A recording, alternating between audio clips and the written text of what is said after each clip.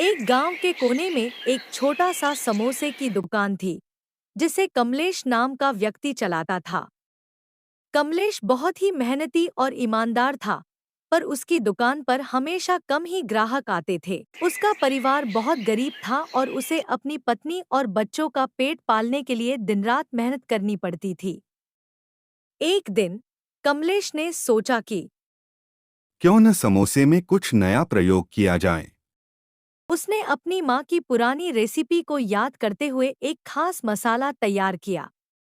वह मसाला कमलेश ने समोसों में भरा और समोसे तले। समोसों की खुशबू पूरे गांव में फैल गई। उस दिन कमलेश की दुकान पर एक अजनबी व्यक्ति आया। वह व्यक्ति दूर शहर से आया था और उसे भूख लगी थी।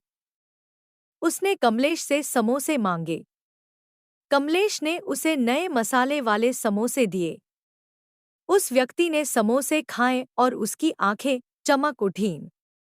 उसने कहा, ये समोसे बहुत ही स्वादिष्ट हैं। क्या तुम मुझे इन समोसों का बड़ा ऑर्डर दे सकते हो? कमलेश ने खुशी खुशी हामी भरी। अगले दिन उस व्यक्ति ने कमलेश 100 समोसे का ऑर्डर दिया और शहर में अपनी पार्टी के लिए ले गया।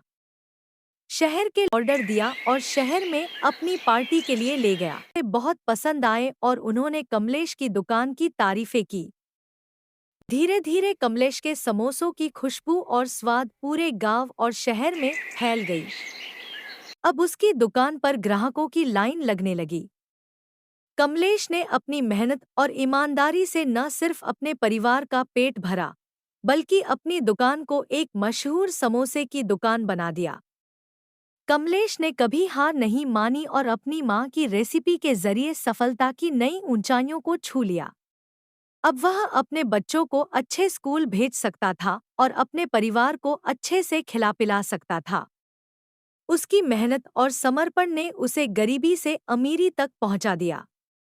और इस तरह कमलेश के खास मसाले वाले समोसे न सिर्फ उसके जीवन को बदला, बल्कि गांव और शहर के लोगों के दिलों में भी अपनी खास जगह बना ली।